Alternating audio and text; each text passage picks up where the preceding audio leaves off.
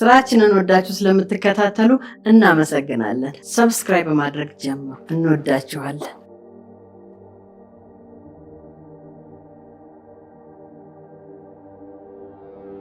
ሙስጣፋ ይቅርታ እኮ ላፍ ቀላል ነው አይደል? ልብሽ በገንዘብ ታውሮ ትተሽኝሽ። እስቲ ያ ተንገብግበሽ የሄድሽለት ነገር እስቲ መጥቶ ያድንሽ። አንቺ ግን የእውነት አምነን ትፈልጋለሽ? አምነንና ለመፈለግ እንዴት ይቻላል? አምነን ማለት እኮ ያልተላጠ ሙዝ ነው። ላጥ ላጥ አድርገሽ መብላት ብቻ ነው። አንቺ አቀራርቢ፣ እኛ እንበላለን። እሺ ግን አዲሷ ሰራተኛ በጣም ቅንጡ ናት። በቅርብ ያሉ ሰዎችን መጠንቀቅ ይኖርብሃል። ዙሪያህን በደንብ አጥናቷ። በጣም ሊጎዱ የተዘጋጁ ሰዎች የሆነ የዛር መንፈስ ያለባት እኮ ነው የምትመስለው። አብረን መሆን እንችላለን። ኧረ ባሮክ በትላንትናው ክፍል እኮ በቃ ታቅበጠበጠ እኮ ጓይስ። እንዴ ያልገባበት ቦታ የለም እንዴ ባሮክ። ረረረረረ አንተ በቃ ሙልጭ አድርገህ ለመውጣት ነው አላማ። የምሬ ነው፣ ሌላ አላማ ያለው አይመስለኝም። አምነንም ትላንትና በብስጭት በንዴት በቃ ተቀበለ፣ ፍቅሩን ተቀበለ።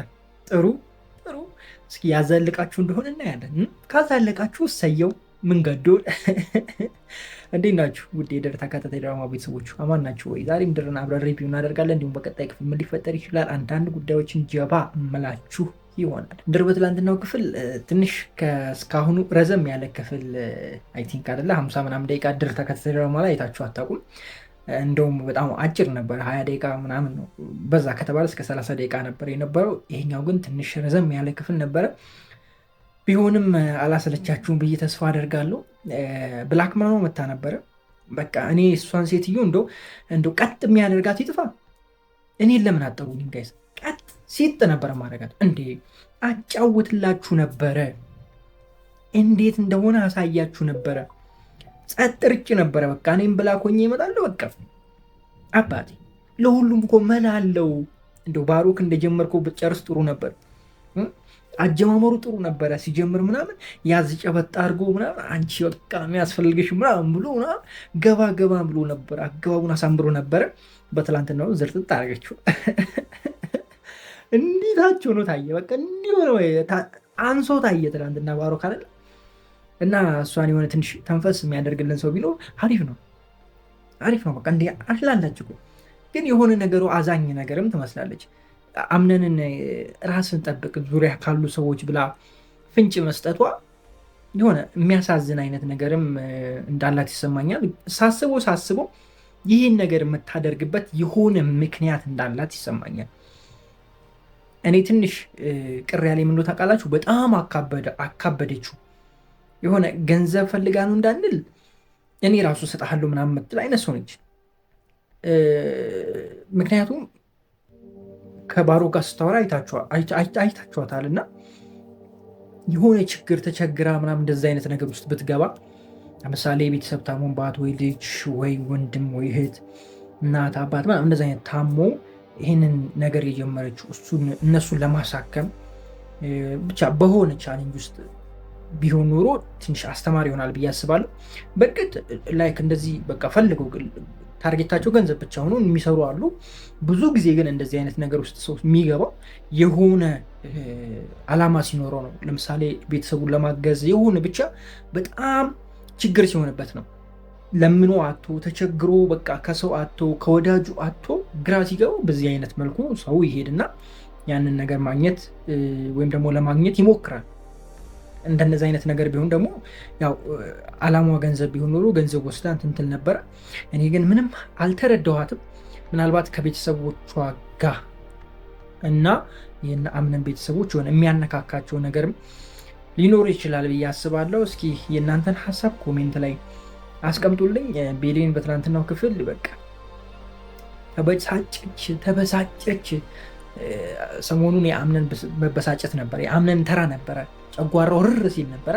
ትላንት ደግሞ ቤሌን በቃ ርር ስትል ነበረ። በቃ እንደው ባሮክ እዚህ ጋር ተሳሳት፣ የሆነ ቀዝቃዛ ወተት ምናምን ከፍሪጅ ውስጥ ብትሰጣት ጥሩ ነበረ። በስተመጨረሻ ደግሞ እንግዲህ ያው ይዟቸዋል እጅ ከፍንጅ። ይሄ ደግሞ አምነን እንዲወስን አምነን በቃ ጸንቶ ቤሌን እንዲተው ሊያስደረግ ይችላል። እንደዛ እንዲሆን ሊፈቅድ ይችላል። ባይ ዘ ዌይ እንደኔ ሀሳብ ቤሊን ባሮክን ብታገባ ደስ ይለኛል። ባሮክ ካለበት ሀሳብ ባሮክ ካለበት መንገድ ቤሊን አስተካክላው መልሳው ገብቷችኋል አይደላችሁ? የፈለጉት ነገር እንደዛ ቢሆን ጥሩ ነው ብዬ አስባለሁ። ምክንያቱም አምነን መጀመሪያም እሷን ትቶ አግብቷል ኦልሬዲ አይደለ? እኔ ትንሽ ቅር ያለኝ ከአምነን ጋር ግንኙነት ኖሯት አሁንም ደግሞ እዚህ ጋር ከወንድሟ ጋር ምናምን ሲሆን ትንሽ ይደብራል አይደለ? ከኛ ባህል ጋር ምናምንም አይሄድም እና እሱ ነገሩ ነው የሚደብረኝ እንጂ አንድ ላይ ቢሆኑ ደስተኛ ነኝ። እንደ እውነቱ ደስተኛ ነኝ። በቃ ቅር አይለኝም። እናንተ ቅር ካላችሁ ቅር አላችሁ ነው እንግዲህ። የእናንተን ሀሳብ ኮሜንት ላይ አስቀምጡልኝ። ትላልቆቹ ጠፉ እንደ ምንሽ ነው መልሷቸው እንደ እነ ማቢ ምናምን ይናፍቁናል፣ እነ ዛሃራ ምናምን ይናፍቁናል። ጋይስ እነ ዛሃራ ምናምን መለስ አድርጉልኝ። ሜርሲም ለመናፈቅ ነው መሰለኝ ላጥ ብላለች። ሜርሲን እንደሆነ ከዛሃራ እና ከባሮክ ውጭ ማንም ያስታውሳት የለም። እንግዲህ ዛሃራን እንግዲህ ባሮክ እንግዲህ በትናንትናው ክፍል አስታውሷታል። እንግዲህ ሜርሲ በቀጣይ ክፍል ትመጣና አዲስ ነገር ታመጣልናለች ብዬ አስባለሁ። የእናንተን ሀሳብ ኮሜንት ላይ አስቀምጡልኝ። ዝናብሽዬ ዝናብዋ እየመጣች ነው። ስለዚህ ድምፄን ከፍ እያረኩን ስመጣ ይታወቃችኋል ብዬ አስባለሁ እና በደንብ ከመረበሿ በፊት መልካም ውሎ ይሆንላችሁ፣ ምሽትም ይሆንላችሁ። እኔ አሁን ሪከርድ እያደረግኩ ያለሁት ከሌሊቱ አይ ቲንክ 7 ተኩል ሆኗል። በዚህን ሰዓት ነው የምታዩት። ቀን ሌሊትም ሊሆን ይችላል። መልካም ጊዜ ይሆንላችሁ። ወዳችኋለሁ። ክፉ አይንካችሁ፣ ክፉ መንዙ አልፏችሁ፣ ይሳካላችሁ፣ ይመርባችሁ፣ ቀናችሁ ብሎ ሌታችሁ ብሩ ይሆንላችሁ እያልኩኝ በዚህ ተሰናበትኳችሁ። ከዚህ ቀደም ምን ብያችሁ ነበር? ሀብታም ቤት ገብቼ ሀብታም ሆኜ እወጣለሁ የምትሉ ሰዎች እረፉ። መጨረሻችሁ አያምርም፣ አወዳደቃችሁ አያምርም። ይዛችሁ የገባችኋትን ያቺን ትንሿን ቦርሳችሁ ይዛችሁ ትወገዳላችሁ ብዬ አንስቼ ነበርና ጄሪ ያኔ በጣም ባፈላች ታይም አንስቼ ነበር። ዛሬን ጄሪ እንደዚህ ስታዩት ምን ተሰማችሁ? እስኪ ሰዎች ምን ተሰማችሁ? ሀሳባችሁን ኮሜንት ላይ አስቀምጡልኝ። እንዴት ናችሁ? ውድ የድር ተከታታይ ድራማ ቤተሰቦች አማን ናችሁ ወይ? ዛሬም ድርና አብረን ሪቪው እናደርጋለን። እንዲሁም በቀጣይ ክፍል ምን ሊፈጠር ይችላል አንዳንድ ጉዳዮችን ጀባ መላችሁ ይሆናል። ድር በትናንትናው ክፍል አሪፍ ነገር እንደተማራችሁበት ተስፋ አደርጋለሁ። በተለይ ሴቶች ለገንዘብ ብላችሁ ያልሆነ ህይወት ውስጥ የምትገቡ ድህነቴን አሸንፌ የሆነ ነገር ተከፋፍዬ እወጣለሁ አንዴ ብቻ እግሬ ላስገባ ብላችሁ እንደ ጄሪ የገባችሁ ሰዎች መጨረሻችሁ እንደዚህ ይሆናል። ጄሪን ይዋት የሚወዳትን የሚያፈቅራትን ገፍታ አልፈለገም ብላ አበሳይታ ምናምን በቃ አይደለ ዝቅ አድርጋ ሙስጠፋ እንትን ብላ ነው ትታ አቶ አምነን ጋር ሄደችው። አምነን ጋር ሄደች። ለጊዜውም ቢሆን ተደላድላ የበላይ ሆና ኖረች። ከሆነ ጊዜ በኋላ ግን መጨረሻውን አያችሁ አይደለ? በቃ ወዴትም መሄድ አልቻለችም። የሚያግዛት አጣ፣ የምትበላውን እስክታጣ ድረስ ተጎሳቅላ ያያችኋት። የእናንተም ህይወት መጨረሻው እንደዚህ ነው የሚሆነው።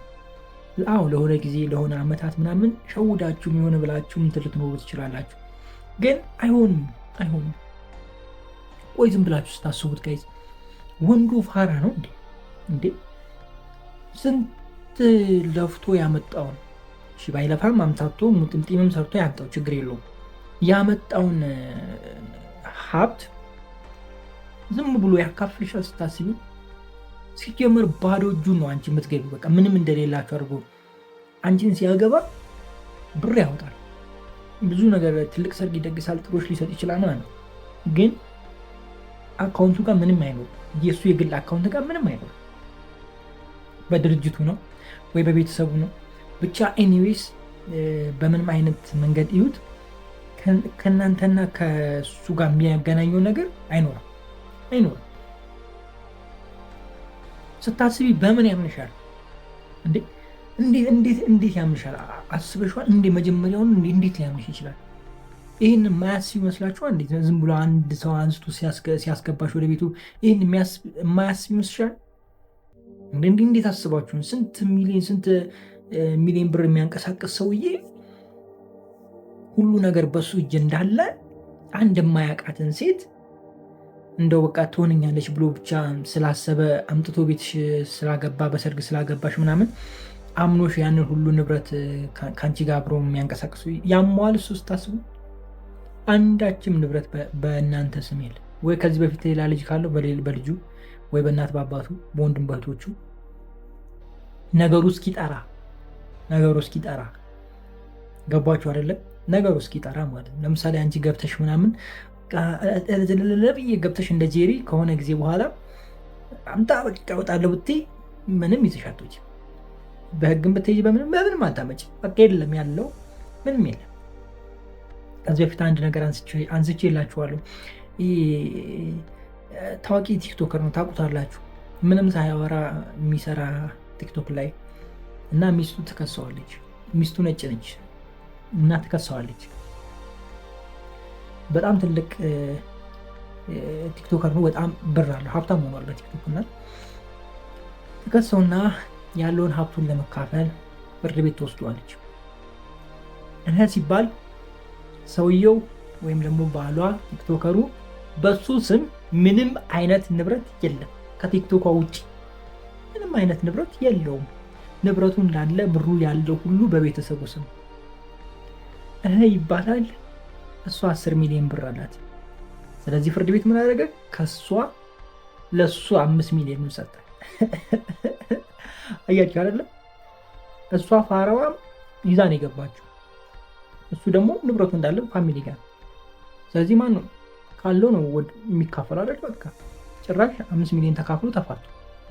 ስለዚህ እናንተም ጥንቃቄ አድርጉ ነው ዛሬ ምክር ነው በቃ ዛሬ እና እንደዛ የምታስቡ ሰዎች ጥንቃቄ አድርጉ።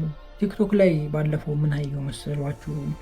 አውቃችኋለሁ ልጆቹን ባይተውና በአካልም ተገናኝተን እናውቃለን እና አይ ቲንክ ሁሉም የአንድ ሀገር ልጆች ወይም ደግሞ እንደዛ አካባቢ ናቸው። ብቻ አንድ ሰፈር ጓደኛሞችም ናቸው። ኢቨን ሁለቱ አንድ ላይ ነው የሚኖሩት አይ ቲንክ። እና ምን ያወራሉ መሰላችሁ? ስለ ገንዘብ ምናምን እንትን ብለው በቃ ገንዘብ ከሌለው እኔ ምን ያደርግልኛል? ምንም አይነት ይሁን ገንዘብ ይኖረው ምናምን እኔ ያከኩ መኖር አልፈልግም ምናምን። ምን ያህል ጭንቅላታችሁ ምን ያህል ዝቅ። አሁን እነዚህ ሰዎች እንደው አይታችሁ አሁን እንደው ቢኖራችሁ እነሱን ለማግባት ትጓጓላችሁ? እነሱን ለእናንተ ልተው እና እንደዚህ አይነት ጊዜ ላይ ነው ያለን። ሰው በተለይ ሪሌሽንሺፕ ላይ ለትዳር ሰው ስታስቡ ማንነቱን አስቡ። እዚህ ጋር ስታዩት ሌላ ማንነት፣ እዛ ጋር ስታዩት ሌላ ማንነት ነው የሚኖረው ሰው እና በቻላችሁ አቅም ለፈጣሪያችሁ ጸልዩ። ፈጣሪ ሁሉን ነገር ይነግራል ብዬ አስባለሁ። ምክንያቱም እኔ ብዙ ነገር ሲነገረኝ ስላየሁ ልጄ ይሄ አይሆንም ብሎ በትክክል ሲናገረኝ አይቻልም። ይሄ እንደዚህ ይሆናል ብሎ ያ የሆነው ነገር ሲፈጸም አይቻልም። አሁን በቅርቡ የለፋውን ይህንን ነገር ታጠዋለህ የሚል ነገር አይቻለሁ። አይ ቲንክ አንድ ቀን ሙሉ ሌሊት ከጠዋት ጀምሬ እስኪነጋ 24 ሰዓት አልፌያለሁ። አይ ቲንክ ነክቶም እስከ 6 ሰዓት ነበርኩበት ስራው ላይ እና ያን ያልቁጭ ያልኩበት። ከዛ በፊት ደግሞ 3 ቀን 4 ቀንም ነበረ። ያን ሁሉ ቁጭ ብዬ ያመጣሁት ገንዘብ ሲሄድ አይቼ ነበር። እንዳየሁትም ደግሞ ሄደ። አመናችሁኝም አላመናችሁኝም እና በቃ ያሳያችኋል። ሲሆንም ያሳያችኋል፣ ሲጠፋም ትክክል ያልሆነ ነገርም ያሳያችኋል። አሁን እኔ ያንን ነገር ተረዳው አይደለ? በቃ እንዳገኘሁት ብሬክ ባረግ ወይም እረፍት ባደርግ በቃ ከዛ ውስጥ ወጥቼ የሆነ ሌላ ነገር እንትን ባረግ ወይም ደግሞ ብሩን የሆነ ነገር ላይ ባስቀምጥ ተጠቀምኩበት ማለት ነው። ማይንዴ የተነገረኝን ነገር ተገበርኩት ማለት ነው። ግን የተነገረኝን ነገር እንደተነገረኝ ሁሉ አይቼዋለሁ። ሲሆንም አይቻለሁ ይሆናል፣ ገና ወደፊት የሚሆኑንም አይቻለሁ ይሆናል። ስለዚህ ይህ ምንድነው? ፈጣሪ ይነግራችኋል። በቃ ለእናንተ ቅርብ ነው፣ ጠይቁት። ወዳችኋለሁ። መልካም ጊዜ። ፒስ። ቤሌ ማንን ለማሳሳት ነው እንደዛ አበባ ጽጌረዳ አበባ ሆነሽ ዱብ እና እዳ ይሆንሽብን? እኔ አሁን እኮ ሀሳቤን ልቀይር ነበር፣ ግን አልቀይርም። በአቋሜ ጸንቼ ያለሁ ምንም ሁኚ ምንም አድርጊ አልሰማም፣ አልፈልግሽ። ቢኮዝ አምነን ነካክቶሻል። በቃ ምንድን ነው የሚባለው ጋይስ? ለክፎሻል ያልኩት ባለፈው። ውሻ ለከፈ ድመት ለከፈችው ምናምን ይባላል። አምነን አንቺን ለክፎሻል። ያው ሌላ ቋንቋ ማውራት አንቺን ለዛ እኮ ነው ለክፎሻል ማለት ምን ማለት ነው ጋይስ? ለምሳሌ ውሻ የሆነ ነገር ለከፈ ሲባል ወተት ቁጭ አድርጋችሁ ውሻው ሲጠጣው ለከፈው ይባላል። እናንተ ሳትሰጡት ውሻው እንትን ካለ ማለት ነው። እና እንደዛ ነው በቃ ማለት አምነን አሁን ቢልዲንግ ጋር ብዙ ነገር እንትን ብለዋል። ስለዚህ አሁን አይምሮ ይቀበላል። አሁን መጥቼ እኔ እሷ ፍቅረኛ ልሁን ብል የረበስማ ይቅር ይበላችሁ። ዞሮ ቤሊን በትናንትናው ክፍል ተለውጣ ነው የመጣችሁ። ቆይ እንመለስበታለን። እንዴት ናችሁ ውድ የድር ተከታታይ ድራማ ቤተሰቦች አማን ናችሁ ወይ? ዛሬ ምድርን አብረን ሪቪው እናደርጋለን። በቀጣይ ክፍል ምን ሊፈጠር ይችላል? አንዳንድ ጉዳዮች እንጀባላችኋሉ፣ ግን ለአጭር ደቂቃ ነው፣ ረጅም ደቂቃ አልቆይም። በትናንትናው ክፍል ያበደ ነገር ነበረ ማየት የቻልነው። ቤሊን በጣም ተቀይራ በቃ መታ፣ እኔም ተቀብዬዋለሁ፣ ፍቅሩን ተቀብላለች። ሌላ ሌቭል ውስጥ ገብታለች። ያምንን ወንድም ባሮክ ይመች በቃ አንተ ተዋጥቶልሃል። ሁሉ ነገር ነው የተዋጣልህ ብሩ፣ ሁሉ ነገር ማለት ተሳክቶልሃል ስል ወንድም ማለት ተሳክቶልሃል ስል እንዴ በቃ ይችልበታል። ነገሮችን እንዴት እንደሚጠቀም አያችሁ። የሚመጣውን ነገር ለመልካም ነገር አድርጎ የሚጠቀም ለሱ ያው መልካም ነገር ነው ብዬ ነው። ቤሊንም አመረረች፣ ግን እውነታው ከልብ አለመሆኑ ነው። አይታችሁት ከሆነ ባሮክም አዝናነው ቤሊን ሲል ነበር። ይህም በማድረጌ ባሮክ ፈልጎ አይደለም ማለት ነው። አልወደዳትም ማለት ይቻላል። በአሁኑ ታይም ቤሊንም በእልህ ነው እንጂ ወደው አይደለም። ግን ከሆነ ጊዜ በኋላ ባሮክ የሚቀየርበት ምክንያት ትሆናለች ብዬ ነው ማስበው። እንደዚህ መቀራረብ ሲበዛ የዋህነቷን ሲያይ ምናምን በቃ ይገባለታል ሞቃ። ከዛ በኋላ ባሮክ ያሰበውን በቤተሰቡ ላይ ያሰበውን ይሄ ክፉውን ነገር ይተዋል የሚል ሀሳብ ነው ያለኝ። ከዚህ በፊትም አንስቼዋለሁ። ወደዛ ይሄዳል ድራማው የሚል ሀሳብ አንስቼ ነበር። እንደዚህ አይነት ነገር በቀጣዩ ክፍሎች የምናይ ይሆናል።